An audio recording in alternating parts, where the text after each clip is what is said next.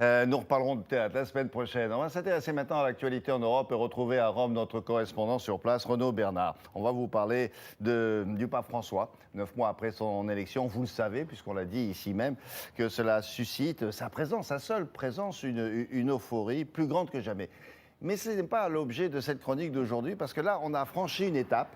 Et vous allez voir, c'est une enquête qui a été réalisée dans les paroisses du monde entier.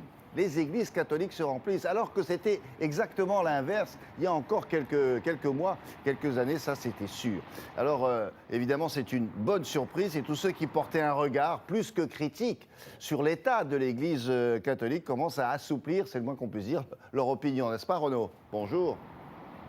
Bonjour William, bonjour absolument, jusqu'à Benoît XVI, sous le pontificat de Benoît XVI, le prédécesseur de François, c'était la principale préoccupation de l'Église catholique, les églises qui se vidaient notamment en Europe et en Amérique du Sud. Et cette enquête qui a été réalisée dans 250 paroisses du monde entier, mais pas seulement en Italie et pas seulement en Amérique du Sud, le continent d'origine du pape François, mais également en Afrique, en Europe, en Asie, eh bien, montre que le phénomène est en train de s'inverser. Sur la durée, c'est-à-dire passer l'état de grâce des premières semaines de l'élection du pape François, les gens aujourd'hui encore continuent à se rendre le dimanche à la messe dans leur paroisse. Et on l'étudie aussi avec le phénomène des catéchumènes. Vous savez, les catéchumènes, ce sont ceux qui, à l'âge adulte, eh bien, décident de se faire baptiser, d'embrasser la religion catholique en toute conscience, à tel point qu'il y a 2 semaines, le pape François a présidé une célébration avec des catéchumènes ici dans la basilique Saint-Pierre. Il y avait beaucoup de Français, comme le montre ce reportage réalisé avec Gianna Messina.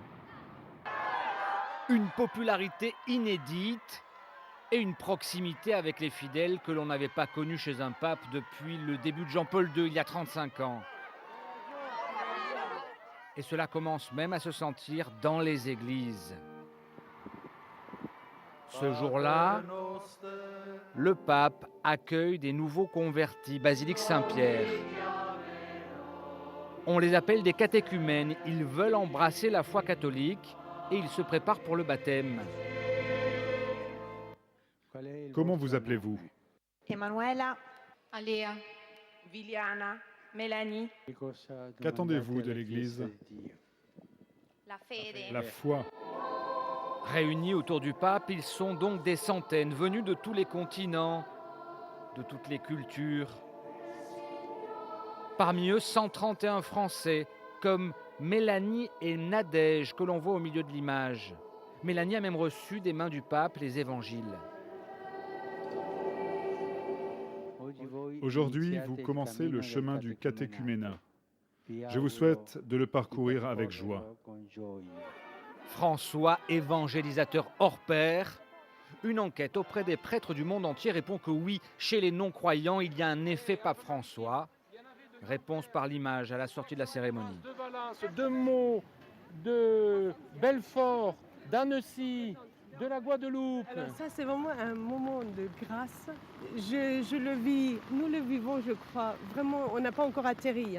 C'est un signe très fort là, d'avoir eu cette chance de vivre notre entrée, de vivre cette petite célébration. Ces nouveaux venus dans l'Église catholique seront baptisés à Pâques. Pour le pape, le premier de tous les évêques, on peut dire mission pastorale réussie. Il y a autant de ferveur quand il traverse la place Saint-Pierre qu'une pop star. Mais pop star, on n'est pas loin de pop star. Dites donc, à quoi ça tient finalement de retrouver les chemins de l'église? Il suffit d'avoir un bon berger. Et tous ceux qui pensaient le contraire, ils la mettent un peu en veilleuse, je suppose, en ce moment, non?